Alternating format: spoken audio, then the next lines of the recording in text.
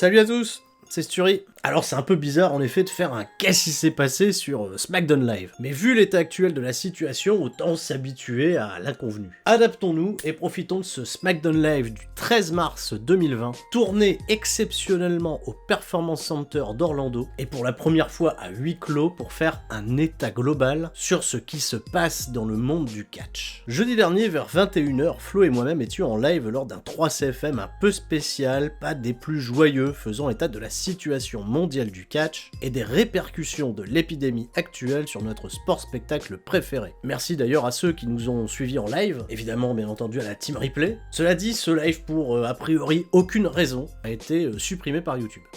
3CFM n'est donc pas resté fort, mais pour autant, je vais profiter de cette allocution à la communauté de C'est ça le catch pour refaire passer un message qui me semble primordial. Supportez le catch indépendant, vraiment, parce que les annulations de shows vont se faire de plus en plus nombreuses. Certains catcheurs vont sincèrement souffrir du report de leur booking de ces faciles 2 mois à venir, et si cette chaîne parle de catch, c'est qu'elle soutient avant tout le catch. J'invite aussi tous ceux qui sont en capacité d'habitude de faire des dons à la chaîne C'est ça le catch, que ce soit par Tipeee, le Super Chat ou PayPal, de véritablement considérer d'aider le catch indépendant en achetant par exemple du merchandising de vos catcheurs préférés ou en soutenant des initiatives comme celle de la chaîne YouTube Wrestle Talk qui proposera lundi à 20h un show à huis clos avec des noms indépendants comme David Starr, Will Ospreay, OGMO, Paul Robinson pour constituer une cagnotte qui aidera les catcheurs, les arbitres, le staff et beaucoup de personnes impliquées à 100% dans ce milieu qui sont actuellement dans l'impossibilité de catcher devant un public et de ce fait ne peuvent absolument pas se rémunérer. Je tenais également à vous dire que je mets à disposition la chaîne YouTube C'est ça le catch de tous les catcheurs francophones qui le souhaitent pour m'envoyer des messages vidéo faisant la promotion de leurs réseaux sociaux, de leur merchandising, des messages de 1 à 2 minutes que j'intégrerai volontiers dans certaines de mes vidéos à venir sur la chaîne C'est ça le catch. Appel aussi à différents promoteurs si vous voulez diffuser gratuitement des shows afin de faire rentrer des fonds pour vous. J'aimerais volontiers vous aider. Je sais qu'actuellement le catch est dans les cornes, mais c'est vraiment le moment de se montrer solidaire. Contactez-moi à l'accordasturie@gmail.com. Et pour terminer ce préambule, sachez que j'ai bien conscience qu'il n'y a pas que le catch qui est touché par cette situation et que les jours, voire peut-être même les semaines à venir vont s'annoncer délicates, alors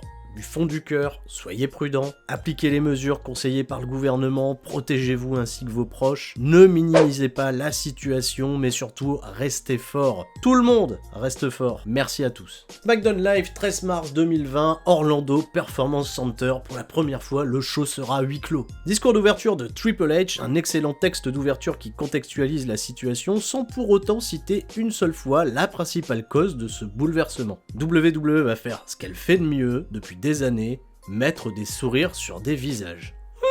Bon, je me dis qu'après tout, la magie dans le catch, c'est la magie du paraître. Plus vulgairement, faire semblant. Les fans de catch détestent entendre que les catcheurs font semblant. Et pourtant, on se lance dans un SmackDown faisant comme si de rien n'était, avec Bayley et Sasha Banks faisant semblant de travailler pour un public. Ça rend le tout terriblement cringe. J'ai eu en effet un sourire sur le visage, mais plutôt un sourire gêné. Gêné d'assister à un show qui n'a plus rien du tout de naturel. Gêné de voir une WWE tenter de s'auto-convaincre que son WrestleMania aura bien lieu le 5 avril prochain au Raymond James Stadium de Tampa Bay parce que, oui, samedi 14 mars, au moment où je vous parle, WrestleMania n'est toujours pas annulé. Revenons en arrière, jeudi 12 mars, Ron DeSantis, gouverneur de l'État de Floride, a conseillé aux localités d'annuler ou de reporter les événements attirant du public pendant les 30 prochains jours, pour évidemment limiter la propagation du virus Covid-19. Si un rassemblement de masse n'est pas annulé, les organisateurs de l'événement devront mettre en place des mesures de dépistage pour empêcher les personnes qui ont été exposées au virus d'y entrer. Alors un message de prévention très fort, et plein de bon sens, parce que moi, plus le temps passe, on s'en rend compte, c'est quand même pas banal ce qui se passe dans le monde. Mais ce message laisse une toute petite lueur d'espoir. À Vince McMahon, et je pense à de nombreux fans, que WrestleMania pourrait avoir lieu à la date initialement annoncée. Un espoir bien mince, mais un espoir tout de même. Un espoir de sauver la plus grande fête du catch et l'économie de toute une ville qui s'apprêtait il y a encore quelques jours à recevoir 80 000 fans venus du monde entier, participer à la fête, à l'économie locale, mais aussi à l'économie du catch indépendant, une économie souvent fragile, qui pourrait bien être catastrophique pour certains catcheurs. C'est comme si vous étiez une entreprise de papier cadeau, privée de l'intégralité de votre chiffre d'affaires en pleine période de Noël.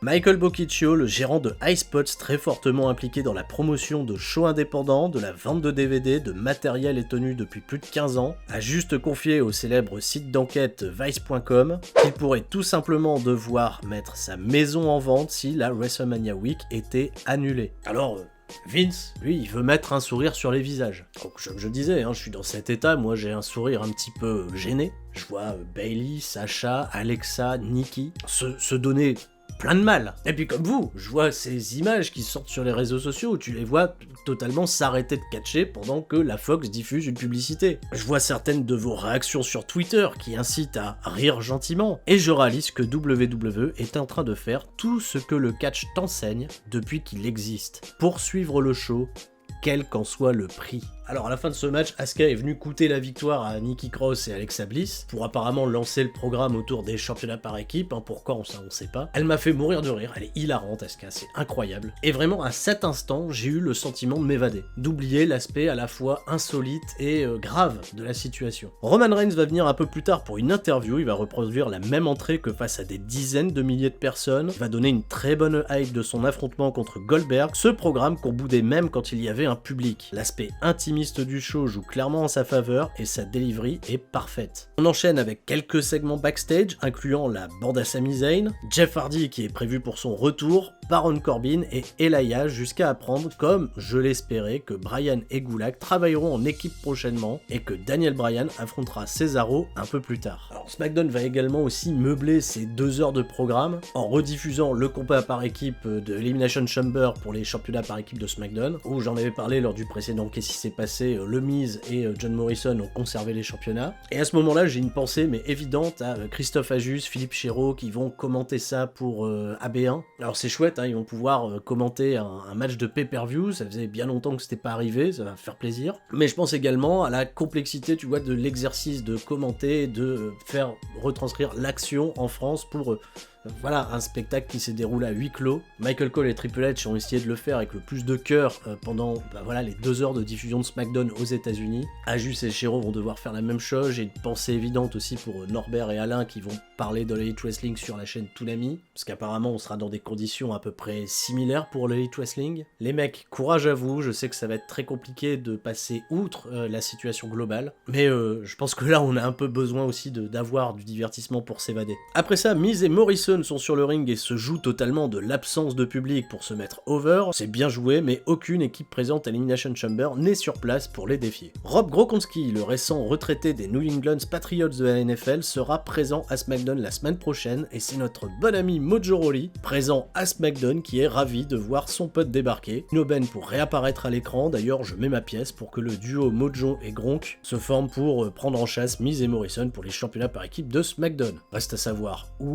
quand, comment, mais bon, on n'est pas là pour réfléchir, laissons le programme se dérouler. Cesaro et Bryan ont un match de catch qui est fantastique pour le peu de minutes qu'il a duré. Je l'ai trouvé particulièrement intense et engageant, un match qui pue tout simplement l'amour et la passion pour m'aider à m'évader encore une fois quelques instants. Si on avait dit à Cesaro et Bryan qu'ils catcheraient juste devant un staff technique et des commentateurs, ils allaient bien évidemment repenser à leur début dans l'indie devant des foules de 20 personnes, un choix qui ne semble vraiment pas anodin de la part de WWE. Bryan va gagner le match et Gulak et lui se sont alliés contre Sami Zayn, Cesaro et Nakamura. Pas de nouvelles de Braun Strowman pour le moment, est-ce qu'on est en droit d'exiger de la cohérence dans une telle situation? Jeff Hardy va faire son retour comme convenu et battre Baron Corbin en 2 minutes suite à une distraction d'Elias. Ce début de programme entre Corbin et Elias est pour le moins étonnant, personne ne peut voir où il nous mènera, ce qui, quand tu réfléchis, est un peu une belle analogie de la situation mondiale actuelle. Le show se termine par cette promo de John Cena, certainement un des moments les plus indescriptibles qui m'était donné de voir à la WWE. John Cena est un catcheur qui électrise les foules, c'est indéniable. Le voir présent, en live, là encore, avec une delivery parfaite, une promo méga juste, incriminant Bray Wyatt d'être un catcheur overhypé, pour pas dire overrated. Que cette promo à huis clos soit sincère ou non, il y a une énergie qui était si forte que l'imaginer être décuplé devant un public dans des conditions habituelles l'aurait certainement mis au rang de promo culte de ces dernières années. Bray Wyatt ne va pas répondre par écran interposé comme on a l'habitude depuis quelques mois, mais il est sur place, il a assisté au premier rang de cette salle vide aux déclarations de John Cena. Ça donne un effet digne d'un véritable film d'angoisse. Wyatt est fantastique, il rêve d'être John Cena un jour dans sa vie, ce John Cena qui met en garde le futur de WWE en étant au final qu'un hypocrite avide de gloire, cherchant à être sous le feu des projecteurs coûte que coûte. Et là pour moi il y a un sous-texte qui est incroyable parce que le coûte que coûte sous les feux des projecteurs, même quand il n'y a pas de public, c'est rempli de sens. Je vous rappelle qu'il y a une semaine, John Cena était prêt à laisser sa place, tu vois, à n'importe quel catcheur méritant pour participer à WrestleMania. Et finalement Bray Wyatt est apparu en fin et il s'est laissé avoir, il s'est dit ah mais je vais avoir mon moment contre ce catcheur, etc. Mais attention, le futur c'est important, mais il prend quand même le spot d'un catcheur. T'as tout simplement l'impression que Cena perd toute sincérité et le Fiend est en train de l'afficher sous un autre visage. C'est juste génial, encore une fois, WWE me fait oublier qu'on est dans une salle vide et dans un contexte mondial plutôt préoccupant. Show must go on! Comme vous le savez, j'ai été catcheur il y a quelques années, et une des règles qu'on apprend quand on apprend le catch, on apprend que le show doit continuer. Même si on se blesse, même si on a mal, il faut savoir puiser dans ses réserves pour donner le meilleur, donner au public, tu vois, la raison pour laquelle il est venu, poussé par l'adrénaline, poussé par des tonnes de choses. Ça peut s'apparenter à une incroyable leçon de courage, très forte, voire même peut-être trop forte, peut-être même jusqu'au point d'évoquer un cas d'inconscience.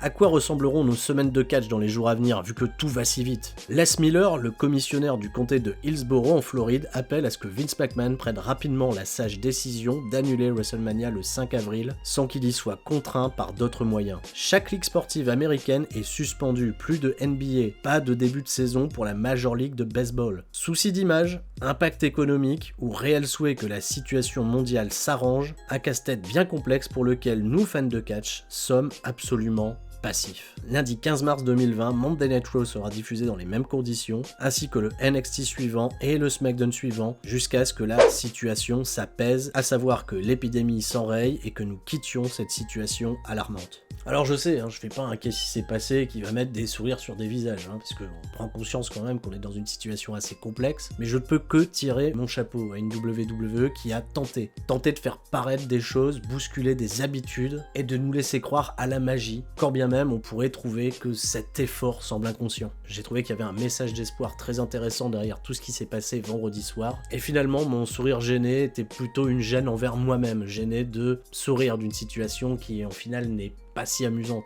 Alors tout à l'heure aussi je disais qu'on était passif face à la situation. En fait pas tout à fait, vous connaissez tous les gestes simples, ces gestes qui ont été recommandés par nos gouvernements respectifs, eux-mêmes conseillés par des experts médicaux, appliquons-les, faisons l'effort. Ne minimisons pas les risques, protégeons-nous et nos proches. Bon, rassurez-vous, je vais quand même tenter de vous divertir sur la chaîne C'est ça le catch comme je le fais depuis 5 années. C'est sûr que là, j'ai pas trop le mood à faire un truc ultra délirant, mais il s'agirait que, peut-être comme vous, j'ai un peu de temps à venir devant moi. Donc on va jouer à TEW, on va peut-être poursuivre la carrière sur WWE 2K20, et j'ai pas mal de vidéos qui sont en cours de production, d'écriture. Je vais essayer de trouver le temps de vous les finaliser. Je compte sur vous par contre, soutenez le catch indépendant. Et comme je l'ai dit tout à l'heure, pour les catcheurs francophones, contactez-moi. Que vous soyez de France, de Belgique, de Québec, de Suisse, voilà, l'accordasturie@gmail.com. Serrons-nous les coudes, à défaut de se serrer les mains. On se voit bientôt, promis, avec plus de joie, c'était Sturi. Ciao, bye bye.